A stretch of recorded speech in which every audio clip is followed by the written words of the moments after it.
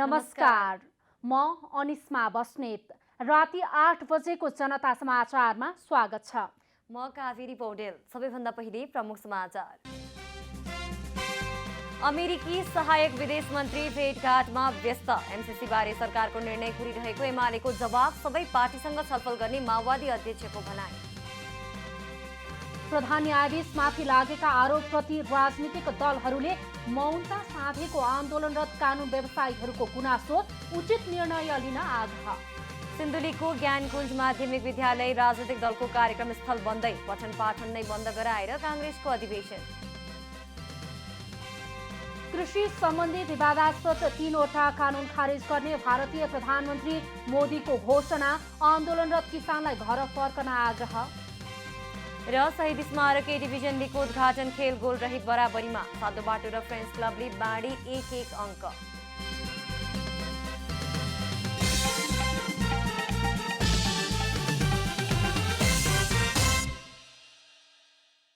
अब पूरा समाचार। अमेरिकी सहायक विदेश मन्त्री डोनाल्ड लूले नेकपा एमालेका अध्यक्ष तथा पूर्व प्रधानमन्त्री केपी शर्मा ओलीसँग शिष्टाचार भेट गर्नुभएको छ। शिष्टाचार भेटमा मन्त्री लूले अमेरिकाले विभिन्न स्वास्थ्य, शिक्षा र रोजगार लगायतका क्षेत्रमा गरिरहेको सहयोगलाई अझै विस्तार गर्ने प्रतिबद्धता जनाउनु भएको नेकपा एमालेका विदेश विभाग प्रमुख डाक्टर राजन भट्टराईले बताउनु भएको छ। मन्त्री लूले अध्यक्ष ओलीसँग नेपालमा अमेरिकाले क्लिन इनर्जीको क्षेत्रमा पनि सहयोग गर्ने चासो दिएको बताउनुभयो। मन्त्री लूले एमसीसीको बारेमा राखेको प्रश्नको उत्तरमा अध्यक्ष ओलीले आफू सरकारमा नभएको बेलामा बोल्ने स्थिति नभएको भन्दै सरकारमा भएका दलहरूले गरेको निर्णय हेरेर आफ्नो निर्णय बनाउने बताउनुभयो। क्लिन इनर्जी डेभलपमेन्ट नेपालको लागि अत्यन्त सम्भावना युक्त ठाउँ र यसले नेपालका लागि मात्रै होइन, यो रिजनका लागि ठुलो योगदान दिन सक्छ। त्यो योगदान दिने कुरामा अमेरिकाको साथ र सहयोग रहन्छ तपाईँहरूसित भन्ने हामीलाई लागेको छ भन्ने कुरा गर्नुभएको छ।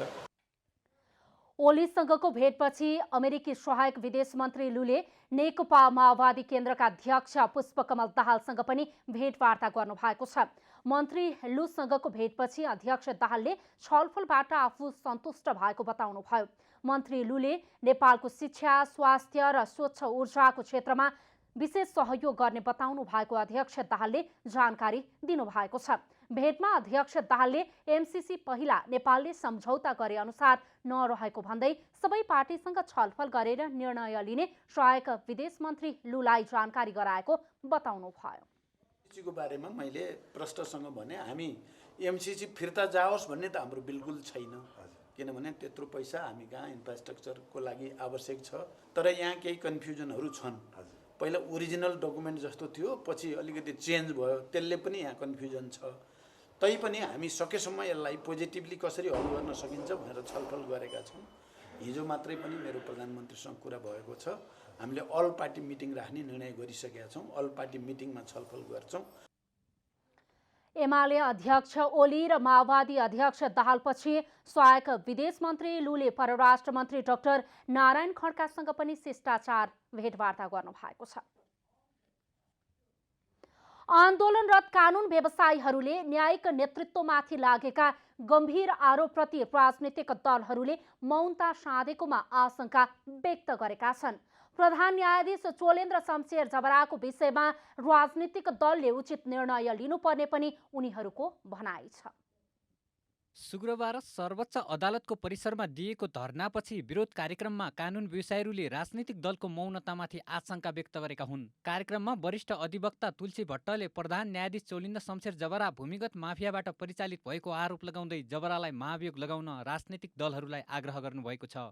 खबरदार, हामीले भोलि यस्तै हुने हो र कानुन व्यवसायमाथि प्रहरी दमन हुने हो भने हामीले त्यस्तो दिन भन्न नपरोस्। तमाम राजनीतिक दल र राजनीतिक नेताहरूको मुद्दा कुनै पनि कानुन व्यवसाय बहस गर्ने छैनौँ भन्ने आवाज गर्ने दिन नआओस्।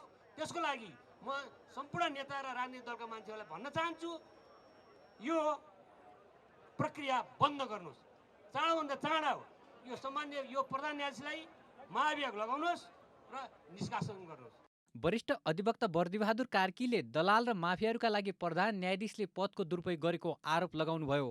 दलाल र भ्रष्टको कब्जाबाट न्यायालयलाई बचाउन आफूहरूले आन्दोलन गर्नु परेको भन्दै वरिष्ठ अधिवक्ता कार्कीले राजनैतिक दलका नेताहरूको मुद्दा अदालतसँग जोडिएकाले उनीहरू मौन बसेको बताउनुभयो।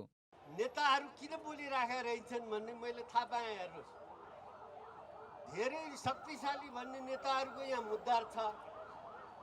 त्यो मुद्दामा उहाँले आतंक बचाइराखेको रहेछ। नेतालाई सायद खबरदार भन्नुहोस् त हाम्रो कस्तो न्यायालय रहेछ।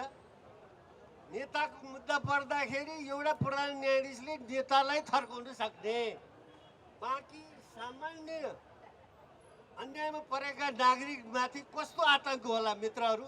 त्यस्तै वरिष्ठ अधिवक्ता एकराज भण्डारीले संसद प्रभावकारी नभएको र सरकार पनि जिम्मेवार नबनेको बताउँदै न्यायपालिकाको अवस्थाप्रति चिन्ता व्यक्त गर्नुभयो। वरिष्ठ अधिवक्ता भण्डारीले पनि प्रत्येक दलहरूको प्रधान न्यायाधीश जबरासँग लेनदेन र मुद्दा मामिला जोडिएकाले दलहरू मौन बसेको जिकिर गर्नुभयो। यो विषयवस्तु छुनुपर्ने भनेको नेपालका दलहरू जो सरकारमा छन्, जो प्रतिपक्षमा छन्, ती दलहरूलाई यसले किन छोएको छैन?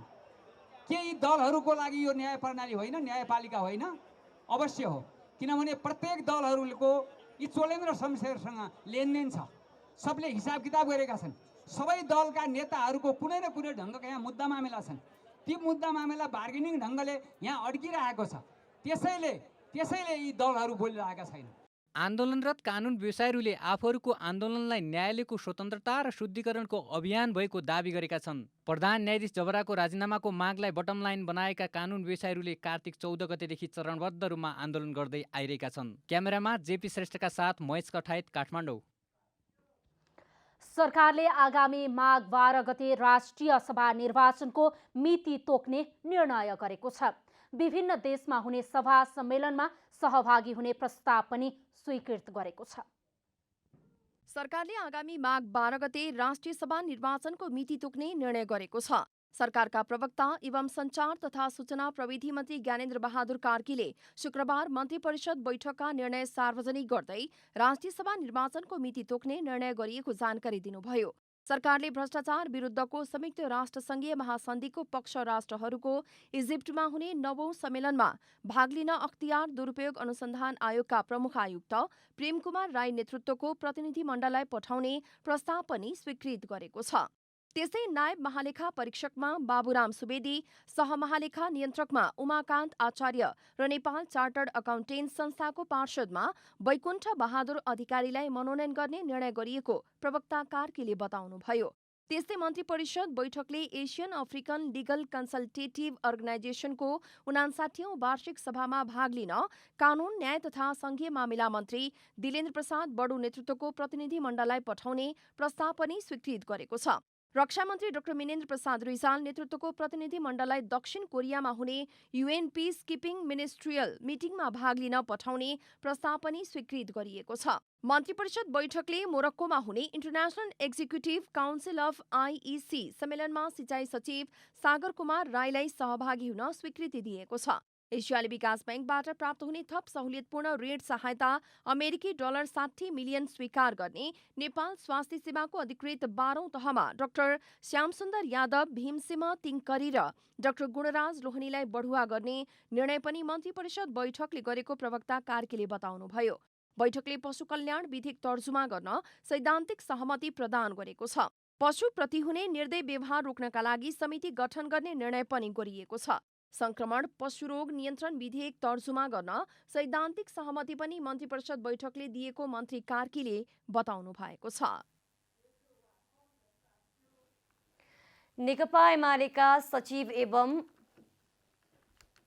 प्रचार विभाग प्रमुख योगेश कुमार भट्टराईले पार्टीको 10औं महाधिवेशनले पार्टी अध्यक्षमा केपी शर्मा ओलीलाई नै सर्वसम्मत चयन गर्ने बताउनु भएको छ। सचिव भट्टराईले पार्टीको नेतृत्व चयन सर्वसम्मतिले भए अध्यक्षमा ओली नै चयन हुने बताउनु भएको हो। शुक्रबार काठमाडौँमा आयोजित साक्षात्कार कार्यक्रममा उहाँले विगतका 8औं र 9औं महाधिवेशनमा भएको खुला चुनावले पार्टीलाई विभाजनको तहसम्म पुर्याएकाले 10औं महाधिवेशनमा पार्टीको नेतृत्व सर्वसम्मत ढङ्गले चयन गर्नुपर्नेमा आफूहरूको जोड रहेको तर्क समेत गर्नुभयो। तर मलाई विश्वास छ कि सर्वसम्मत हुन्छ र त्यो सर्वसम्मत हुने अवस्थामा केपी ओली पार्टीको अध्यक्ष हुनुहुन्छ। मिसन के छ भने एमालेमा यो पटक सर्वसम्मत ढङ्गले नेतृत्व चयन गर्ने किनकि हामीले 8औं महाधिवेशनमा खुल्ला चुनाव गऱ्यौँ, 9औंमा खुल्ला चुनाव गऱ्यौँ। त्यो चुनावका अनेकौं असल पक्षहरू पनि थिए। यो तितो अनुभवबाट शिक्षा लिँदै यसपटक हाम्रो जोड छ कि पार्टीमा सहमतिका साथ नेतृत्व चयन गर्ने एबिसिडी जो पनि हुन सक्छ, त्यो हाम्रो कोसिस छ। सचिव भट्टराईले पार्टीभित्र विभिन्न विचार समूहबाट आएका नेताहरू रहेको उल्लेख गर्दै महाधिवेशनले उनीहरू सबैको सम्मानजनक ढङ्गले व्यवस्थापन गर्ने पनि बताउनुभयो। विद्यालय ज्ञानको भण्डार हो। विद्यालयमा विद्यार्थी सिक्न आउने गर्दछन्, तर सिन्धुलीको दुधौली नगरपालिका वडा नम्बर 4 मा रहेको एक सरकारी विद्यालयले पठन पाठन नै बन्द गरेर राजनीतिक दललाई महाधिवेशन गर्न दिएको छ। सिन्धुलीको दुधौली नगरपालिका वडा नम्बर 4 मा रहेको ज्ञानकुञ्ज माध्यमिक विद्यालय बाँसबारी पचरुखी सिन्धुलीमा शुक्रबार विद्यालय नै बन्द गरेर नेपाली काङ्ग्रेसले महाधिवेशन गरेको छ। सिन्धुली क्षेत्र नम्बर क को महाधिवेशन गरेको हो।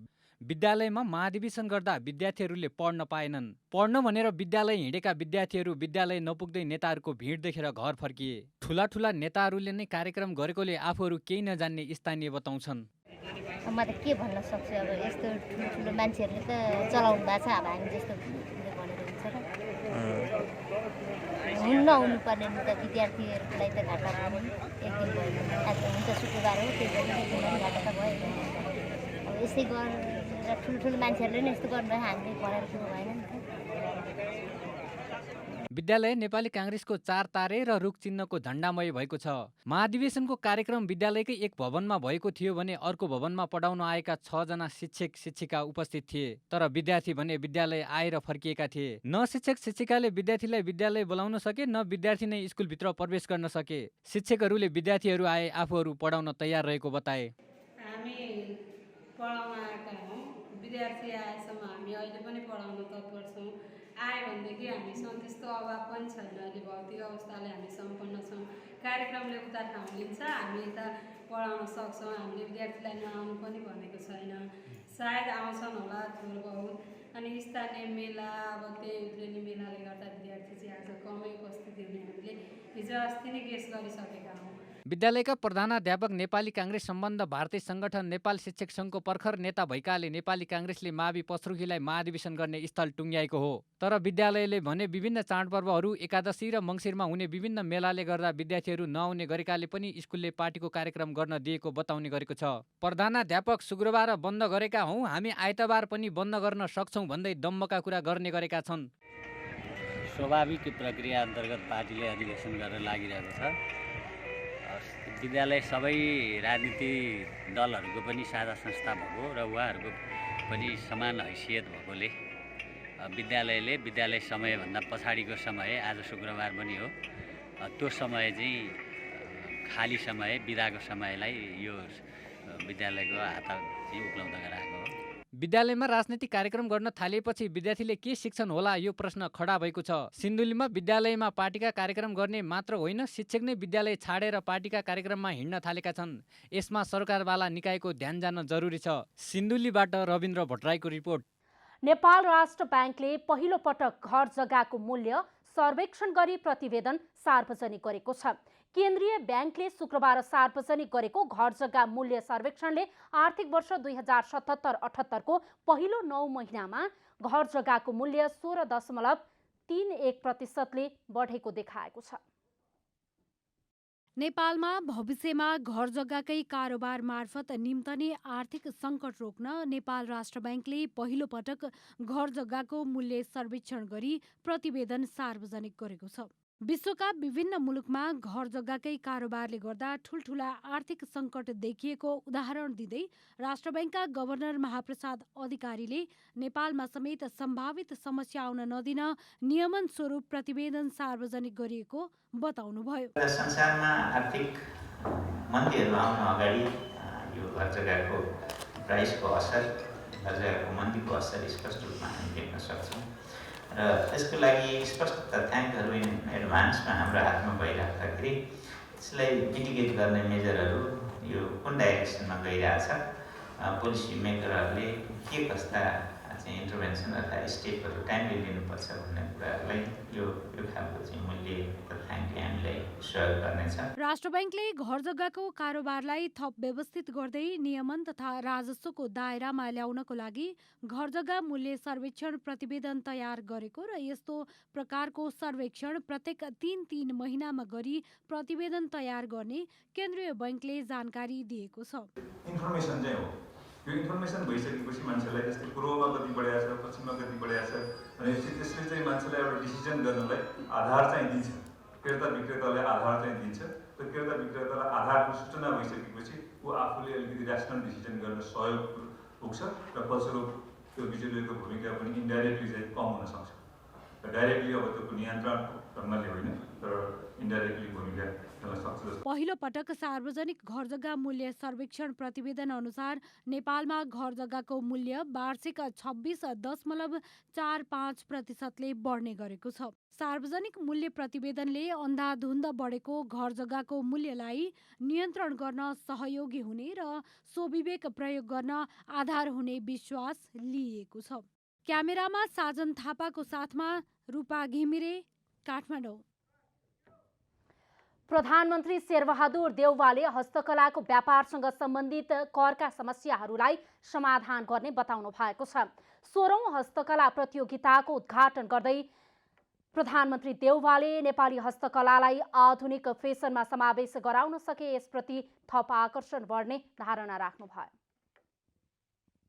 शुक्रबार काठमाडौँमा आयोजित नेपाल हस्तकला महासङ्घको 18औं हस्तकला व्यापार मेला तथा 16औं हस्तकला प्रतियोगिताको उद्घाटन गर्दै प्रधानमन्त्री शेरबहादुर देउवाले हस्तकला व्यापारको लागि करको समस्या समाधान गर्न सहजीकरण गर्ने बताउनु भएको हो। नेपाली हस्तकलालाई आधुनिक फेसनमा समावेश गराउन सके यसप्रतिको आकर्षण थप बढ्ने र त्यसतर्फ ध्यान दिन व्यवसायलाई उहाँको आग्रह छ।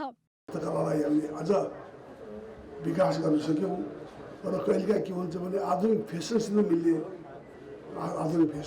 पनि बनाउनु पर्ने हुन्छ। त्यसकारण त्यस्तै किसिमको चाहिँ कपडाहरू महिलाहरूलाई लाउने लोक मान्छेहरूलाई लाउने पनि यस्तो चाहिँ कपडाहरू पनि फेसनसँग म्याच गर्ने कपडाहरू बनाउन सक्नु भनेदेखि त्यसले पनि चाहिँ वास्तवमा आकर्षण अझ बढ्नेछ भने। कार्यक्रममा संस्कृति पर्यटन तथा नागरिक उड्डयन मन्त्री प्रेम बहादुर आलेले नेपाली पहिचान र संस्कृति झल्कने हस्तकला विदेशमा निर्यात गरी विदेशमा समेत नेपाली चिनारीको प्रचार प्रसार भएको बताउनुभयो। मन्त्री आलेले वार्षिक 6 अर्ब रुपैयाँ बराबरको मूल्यका हस्तकला विश्वका विभिन्न 80 देशमा निर्यात भएको समेत जानकारी गराउनुभयो। विदेशी पर्यटकले नेपालको चिनारीको रूपमा लैजाने वस्तु नै हस्तकला वस्तु हो। यो मेलाको आयोजनाबाट हस्तकला व्यापारको आगामी दिनमा थप प्रगति हुनेछ भन्ने कुरामा आशावादी छु। नेपाली हस्तकलाको बजार कोभिड-19 को समयमा समेत फस्टाएको हस्तकला व्यापार महासङ्घको भनाइ छ। मेला मार्फत देश विदेशमा नेपाली हस्तकलाका सामानबारे प्रचार प्रसार हुने आयोजकको विश्वास छ।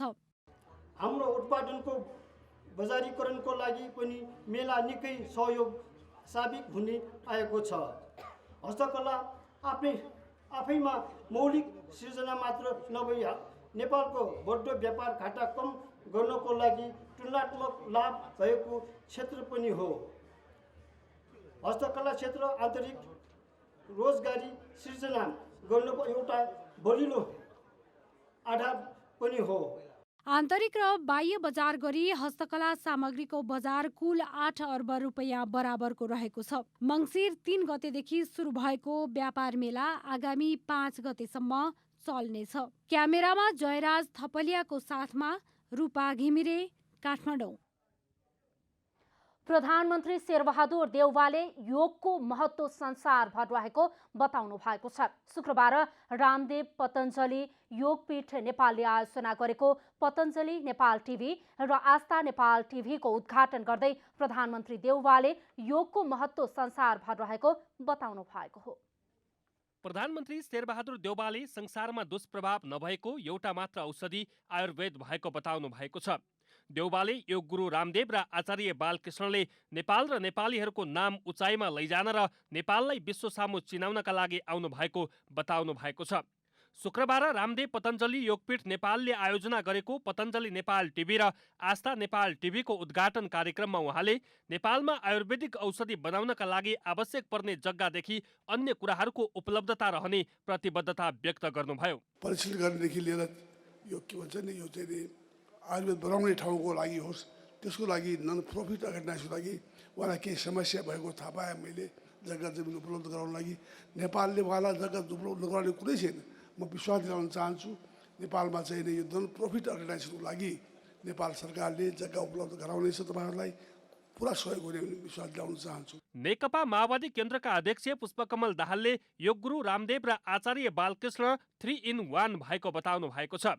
योगगुरु रामदेव र आचार्य बालकृष्णले योगको माध्यमबाट पुरा समाजलाई नै आरोग्य र निरोगीतर्फ लगेको बताउँदै अध्यक्ष दाहालले रामदेव पहिला परम्परावादी र रूढिवादी जस्तो लागे पनि क्रान्तिकारी र वैज्ञानिक भएको बताउनु भएको छ। पहिलेदेखि बाबा रामदेवसँग मेरो सान्निध्यता भयो, नजिकै भयो, छलफल गर्न थाल्यौँ। कता कता पहिला त लाग्थ्यो उहाँ अलि बढी रूढिवादी हुनुहुन्छ होला, अलि बढी परम्परावादी हुनुहुन्छ होला, तर छलफल गर्दै जाँदा, सङ्गत गर्दै जाँदा उहाँ त वैज्ञानिक हुनुहुँदो रहेछ, क्रान्तिकारी हुनुहुँदो रहेछ। त्यसकारण मेरो निकटता पनि त्यसरी नै बढेर गयो। नेकपा एकीकृत समाजवादी पार्टीका अध्यक्ष माधव कुमार नेपालले योग साधनाको छुट्टै महत्त्व भएको औल्याउनु भएको छ कि योग साधनाको बेग्लै महत्त्व छ। योगको हामी सबैले अभ्यास गर्नुपर्दछ। स्वास्थ्यलाई राम्रो बनाउनका लागि पनि आवश्यक छ, ध्यान केन्द्रित गर्नका लागि पनि आवश्यक छ, मिसनमा सम्पूर्ण रूपमा आफूलाई समर्पित गर्न पनि आवश्यक छ। अध्यक्ष नेपालले नेपालमा प्राकृतिक चिकित्सालय, आयुर्वेदिक चिकित्सालय र होमियोपेथिक पद्धतिलाई विस्तार र प्रयोग गर्नुपर्नेमा जोड दिनुभयो। उपराष्ट्रपति नन्दबहादुर पुनले नेपालको प्राथमिकता स्थायी शान्ति, दिगो विकास, राजनीतिक स्थायित्व सहितको आर्थिक सामाजिक रूपान्तरण, समुन्नत र समृद्ध नेपाल निर्माण गर्नुभएको बताउनु भएको छ। शुक्रबार काठमाडौँमा आयोजित ग्लोबल युथ लिडरसिप समिट 2021 को उद्घाटन गर्दै उपराष्ट्रपति नेपालको प्राकृतिक सौन्दर्यता पर्यटकहरूलाई देखाउन चाहेको र विभिन्न धर्मावलम्बीहरूका आस्थाका केन्द्रहरूलाई धार्मिक पर्यटन गन्तव्यका रूपमा विकास गर्न खोजिरहेको बताउनुभयो। उपराष्ट्रपति पुनले सरकार देशभित्रका नदी नालाबाट जलविद्युत उत्पादन गरेर निर्यात गर्न, कृषि लगायतका क्षेत्रमा आत्मनिर्भर बन्दै औद्योगिक विकास मार्फत युवाहरूका लागि रोजगारी सृजना गर्न खोजिरहेको बताउनुभयो। स्थायी शान्ति, दिगो विकास, राजनीतिक स्थायित्व सहितको प्रत्येक नेपाली जनताको आर्थिक सामाजिक रूपान्तरण सहित समुन्नत र समृद्ध नेपाल निर्माण गर्नु हो। हामी यसै अभियानमा अगाडि बढिरहेका छौँ। नेपालको प्राकृतिक सौन्दर्यता हामी पर्यटकहरूलाई देखाउन चाहन्छौँ र विभिन्न धर्मावलम्बीका आस्थाका केन्द्रहरूलाई धार्मिक पर्यटन गन्तव्यको रूपमा विकास गर्न खोजिरहेका छौँ। उपराष्ट्रपति पुनले भोलिको विश्व मानव जातिका आगामी दिन र देशको विकास कसरी गर्ने र हुने भन्ने बारे युवाहरूले जिम्मेवारी लिनुपर्ने बताउनुभयो। मानव जातिमा सकारात्मक सन्देश प्रवाह गर्ने जिम्मेवारी युवाहरूकै काँधमा रहेको बताउँदै उपराष्ट्रपति पुनले विज्ञान र प्रविधिको विकासलाई कसरी नयाँ उचाइमा उठाउने भन्ने जिम्मेवारी युवा पुस्ताले लिनुपर्नेमा जोड दिनुभयो। हुनेछन् र देशको विकास कसरी हुनेछ, यी तमाम विषयका बारेमा सोच्नुपर्ने र मानव जातिमा सकारात्मक सन्देश प्रवाह गर्ने जिम्मेवारी युवाहरूकै काँधमा छ। जलवायु परिवर्तनको असरलाई कसरी न्यूनीकरण गर्ने, विश्वका विभिन्न भागमा भइरहेको द्वन्द्वको व्यवस्थापन कसरी गर्ने, भोकमरी र गरिबीले आक्रान्त मानिसहरूको लागि के गर्ने, विज्ञान र प्रविधिको विकासलाई कसरी नयाँ उचाइमा उठाउने, यी तमाम विषय युवाहरूकै काँधमा छ। उपराष्ट्रपति पुनले मानव जातिको कल्याण र सभ्य तथा आदर्श समाज निर्माणका लागि उत्कृष्ट योगदान दिन युवाहरू लागि पर्ने विश्वास व्यक्त गर्नुभयो। रक्षा मन्त्री डाक्टर मिनेन्द्र रिजालले साहित्यले समाजको यथार्थ चित्रण गर्ने बताउनु भएको छ। शुक्रबार बाह्रखरी कथा लेखन प्रतियोगिता 2078 विजेता घोषणा तथा पुस्तक विमोचन कार्यक्रमलाई सम्बोधन गर्दै मन्त्री रिजालले साहित्यले समाजको विकासक्रमको यथार्थ चित्र प्रस्तुत गर्ने बताउनु भएको हो।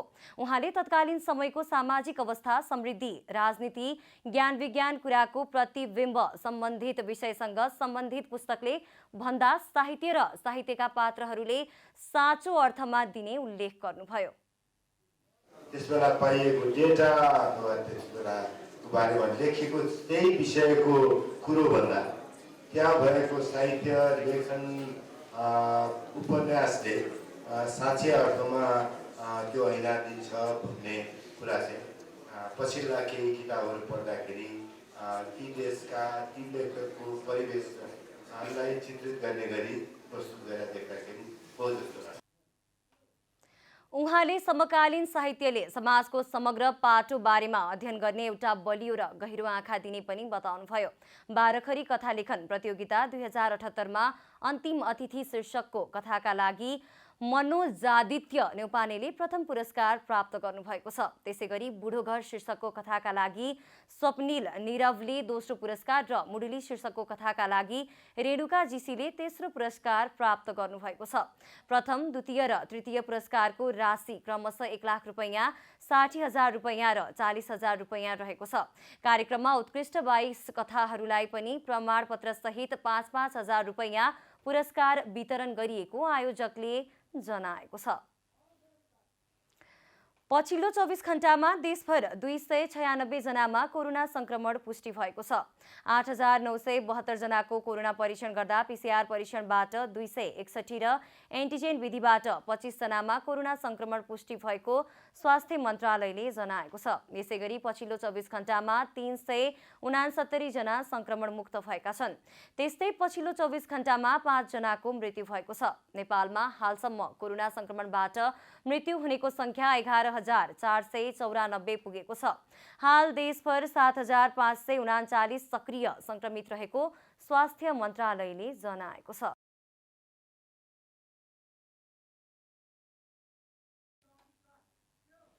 अब आर्थिक समाचार।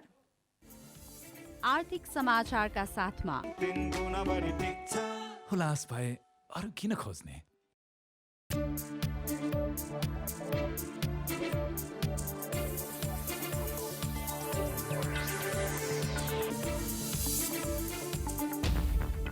नेपाली बजारमा खुद्रा पैसाको अभाव देखिएसँगै नेपाल राष्ट्र बैंकले 50 करोड रुपैयाँ बराबरको सिक्का छाप्ने भएको छ। खुद्रा पैसाको अभावबाट सर्वसाधारण नागरिक ठगिन थालेपछि केन्द्रीय बैंकले 12 वर्षपछि एकैपटक 50 करोड रुपैयाँ बराबरको नयाँ सिक्का प्रचलनमा ल्याउने भएको हो। राष्ट्र बैंक मुद्रा व्यवस्थापन विभागले 1 रुपैयाँ दरको 30 करोड रुपैयाँ बराबरको 30 करोड थान र 20 करोड रुपैयाँ बराबरको 2 रुपैयाँ दरको 10 करोड थान सिक्का छाप्न लागेको जानकारी गराएको छ। विभागका अनुसार मङ्सिरको 20 गतेपछि बजारमा 1 रुपैयाँ बराबरको 10 करोड थान र 2 रुपैयाँको 4 करोड थान सिक्का बजारमा आउनेछ। धाउनमार्ग कालोपत्रको काम अन्तिम चरणमा पुगेपछि बलेवा विमानस्थलमा नियमित उडानका लागि पहल सुरु भएको छ। बागलुङ नगरपालिका र विभिन्न राजनीतिक दलका नेताहरूले विमानस्थलमा नियमित उडानका लागि पहल थालेका हुन्। हाल विमानस्थलमा उडान भर्न नेपाल एयरलाइन्स सम्झौताका लागि तयार रहेको र अन्य निजी कम्पनीहरूसँग पनि कुराकानी भइरहेको छ। बलेवाका जनप्रतिनिधिहरूले नेपाल नागरिक उड्डयन कार्यालय समक्ष उडान सञ्चालनका लागि आग्रह गरेको नागरिक उड्डयन प्राधिकरणले जनाएको छ। फुटवेयर म्यानुफ्याक्चरर्स एसोसिएसन अफ नेपालले आफ्नो 20औं वार्षिक साधारण सभा सम्पन्न गरेको छ। आफ्नो 20औं साधारण सभा सम्पन्न गर्दै एसोसिएसनले नेतृत्व परिवर्तन समेत गरेको छ। एसोसिएसनको अबको कार्यकाल अध्यक्ष नानीराज घिमिरे र महासचिव ज्ञानेन्द्र दाहाल लगायतका 21 सदस्यीय कार्य समितिले सम्हाल्नेछन्। एसोसिएसनका वर्तमान अध्यक्ष नानीराज घिमिरेले फुटवेयरलाई निर्यातजन्य उद्योगका रूपमा विकास गर्न नयाँ कार्य समितिले कार्य गर्ने बताउनु भएको छ। त्यस्तै दक्षिण कालीमा जुत्ता चप्पल कारखानाका लागि बनेको योजना समेत कार्यान्वयनमा लैजान निवर्तमान अध्यक्ष कृष्णकुमार फुयालले अर्थमन्त्री जनार्दन शर्माको ध्यानाकर्षण गराउनु भएको छ। त्यस्तै निवर्तमान अध्यक्ष फुयालले सरकारी कार्यालयमा नेपाली जुत्ता अनिवार्य गर्ने गरी कार्य गर्न समेत सरकारलाई आग्रह गर्नुभयो।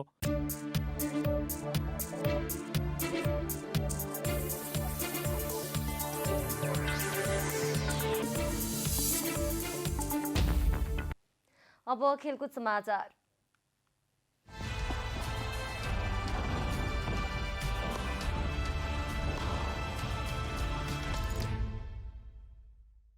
शहीद स्मारक डिभिजन लिग फुटबलको उद्घाटन खेल गोलरहित बराबरीमा सकिएको छ। शुक्रबार भएको उद्घाटन खेलमा नवप्रवेशी क्लब सातदोबाटो युथ क्लब र फ्रेन्ड्स क्लबले गोलरहित बराबरी खेल्दै अङ्क बाँडेको हो। त्रिपुरेश्वर स्थित दशरथ रङशालामा दुवै टोलीले पाएको मौकालाई सदुपयोग गर्न सकेनन्। खेलको 76औं मिनेटमा फ्रेन्ड्स 10 खेलाडीमा समेटियो। डिफेन्डर रोनिल एन्थोनी पाउलले 2 पहेँलो कार्डसहित रातो कार्ड पाएपछि फ्रेन्ड्स 10 खेलाडीमा सीमित भएको हो। खेलमा फ्रेन्ड्सका goalkeeper Rahul man of the match चुनिए। यस बराबरीसँगै सातदोबाटो र फ्रेन्ड्सले पहिलो खेलमा 1-1 अङ्क पाएको छ। लीग अन्तर्गत शनिबार 2 खेलहरू हुनेछन्। पहिलो खेलमा हिमालयन शेर्पा क्लब र सङ्कटा क्लब बीच प्रतिस्पर्धा हुनेछ। दोस्रो खेलमा च्यासल युथ क्लब र 3 स्टार क्लब भिड्नेछन्। युवा तथा खेलकुद मन्त्रालयले राष्ट्रिय खेलकुद परिषद राखेपका 9 जना बोर्ड सदस्यलाई बर्खास्त गरेको छ। परिषदका सदस्य रेणुका श्रेष्ठ, सुवर्ण श्रेष्ठ, सुभाष श्रेष्ठ, सम्पन्न श्रेष्ठ, अर्जुन बहादुर केसी र विज्ञका रूपमा मनोनित इन्दिरा निरौला एवं रिम राणा भाटलाई युवा तथा खेलकुद मन्त्रालयले बर्खास्त गरेको छ। त्यस्तै उद्योग वाणिज्य महासंघबाट मनोनित गोपाल खनाल तथा साहसिक परम्परागत तथा पर्यटकीय खेलकुदबाट मनोनित गोविन्द भट्टराईले पनि बर्खास्त गरेको छ। यसअघि खेलकुद मन्त्री महेश्वरजङ गहतराजले मन्त्री स्तरीय निर्णयअनुसार राखेपका 9 जना बोर्ड सदस्यसँग स्पष्टीकरण मागेका थिए। चित्त बुझ्दो स्पष्टीकरण नदिएपछि उनीहरूलाई बर्खास्त गरेको मन्त्रालयको दाबी छ। उनीहरूलाई तत्कालीन युवा तथा खेलकुद मन्त्री जगत बहादुर विश्वकर्माले बोर्ड सदस्यमा मनोनित गर्नुभएको थियो। नेपाली राष्ट्रिय महिला फुटबल टोलीले भारतमा आयोजना हुने 4 नेशन्स महिला फुटबल प्रतियोगितामा सहभागिता जनाउने भएको छ। डिसेम्बर 9 देखि 21 तारिकसम्म हुने प्रतियोगितामा नेपालले सहभागिता जनाउने अखिल नेपाल फुटबल संघ एन्फाले जनाएको छ। एसिया कपको तयारीमा रहेको भारतले घरेलु मैदानमा प्रतियोगिता आयोजना गर्दैछ। भारतले प्रतियोगिताका लागि दक्षिण एसियाली राष्ट्रबाहेक अन्य देशलाई समेत बोलाएको छ। पछिल्लो समय नेपालले एएफसी एसिया कप छनौट खेलेको थियो। एसिया कपको छनौट खेलेर आएपछि नेपालको महिला फुटबल टिम निष्क्रिय बसेको छ। एन्फाले समेत महिला फुटबलको तुलनामा पुरुष फुटबललाई प्राथमिकतामा राख्दै आएको छ।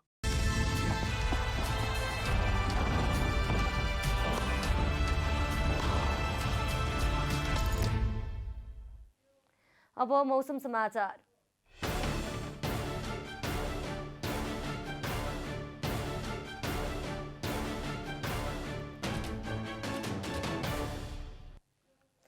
आज राति देशका उच्च पहाडी तथा हिमाली भूभागका थोरै स्थानहरूमा हल्कादेखि मध्यम हिमपातको सम्भावना रहेको जल तथा मौसम पूर्वानुमान महाशाखाले जनाएको छ। अब देशभरका विभिन्न स्थानका मौसम सम्बन्धी थप विवरण।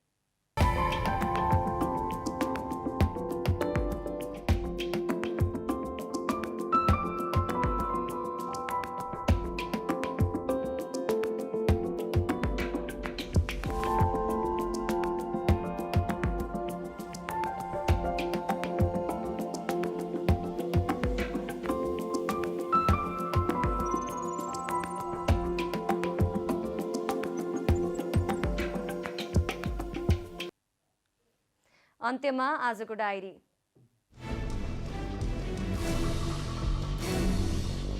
सरकारले आगामी माघ 12 गते राष्ट्रिय सभा निर्वाचनको मिति तोक्ने निर्णय गरेको छ। सरकारका प्रवक्ता एवं सञ्चार तथा सूचना प्रविधि मन्त्री ज्ञानेन्द्र बहादुर कार्कीले शुक्रबार मन्त्री परिषद बैठकका निर्णय सार्वजनिक गर्दै राष्ट्रिय सभा निर्वाचनको मिति तोक्ने निर्णय गरिएको जानकारी दिनुभयो। सरकारले भ्रष्टाचार विरुद्धको संयुक्त राष्ट्रसङ्घीय महासन्धिको पक्ष राष्ट्रहरूको इजिप्टमा हुने 9औं सम्मेलनमा भाग लिन अख्तियार दुरुपयोग अनुसन्धान आयोगका प्रमुख आयुक्त प्रेम कुमार राई नेतृत्वको प्रतिनिधि मण्डललाई पठाउने प्रस्ताव पनि स्वीकृत गरेको छ। अमेरिकी सहायक विदेश मन्त्री डोनाल्ड लूले नेकपा एमालेका अध्यक्ष तथा पूर्व प्रधानमन्त्री केपी शर्मा ओलीसँग शिष्टाचार भेट गर्नुभएको छ। शिष्टाचार भेटमा मन्त्री लूले अमेरिकाले विभिन्न स्वास्थ्य, शिक्षा र रोजगार लगायतका क्षेत्रमा गरिरहेको सहयोगलाई अझै विस्तार गर्ने प्रतिबद्धता जनाउनु भएको नेकपा एमालेका विदेश विभाग प्रमुख डाक्टर राजन भट्टराईले बताउनुभयो। एमाले अध्यक्ष ओली र माओवादी अध्यक्ष दाहालपछि सहायक विदेश मन्त्री लूले परराष्ट्र मन्त्री डाक्टर नारायण खड्कासँग पनि शिष्टाचार भेट गर्नु भएको छ। आन्दोलनरत कानुन व्यवसायीहरूले न्यायिक नेतृत्वमाथि लागेका गम्भीर आरोपप्रति राजनैतिक दलहरूले मौनता साधेकोमा आशंका व्यक्त गरेका छन्। प्रधान न्यायाधीश चोलेन्द्र शमशेर जबराको विषयमा राजनैतिक दलले उचित निर्णय लिनुपर्ने उनीहरूको भनाइ छ। 1 वर्षको विरोधपछि भारतीय प्रधानमन्त्री नरेन्द्र मोदीले कृषि सम्बन्धी 3 विवादास्पद कानून खारेज हुने घोषणा गर्नुभएको छ। शुक्रबार राष्ट्रका नाममा सम्बोधन गर्दै प्रधानमन्त्री मोदीले यी 3 कानून फिर्ता लिने घोषणा गर्नुभएको हो। प्रधानमन्त्री मोदीले यी कानून खारेज गर्ने बताएपछि किसानका संगठनहरूले यसलाई आफ्नो विजयको रूपमा लिएका छन्। युवा तथा खेलकुद मन्त्रालयले राष्ट्रिय खेलकुद परिषद राखेपका 9 जना बोर्ड सदस्यलाई बर्खास्त गरेको छ। परिषदका सदस्य रेणुका श्रेष्ठ, सुवर्ण श्रेष्ठ, सुभाष श्रेष्ठ, सम्पन्न श्रेष्ठ, अर्जुन बहादुर केसी र विज्ञका रूपमा मनोनित इन्दिरा निरौला एवं रिम राणा भाटलाई युवा तथा खेलकुद मन्त्रालयले बर्खास्त गरेको हो।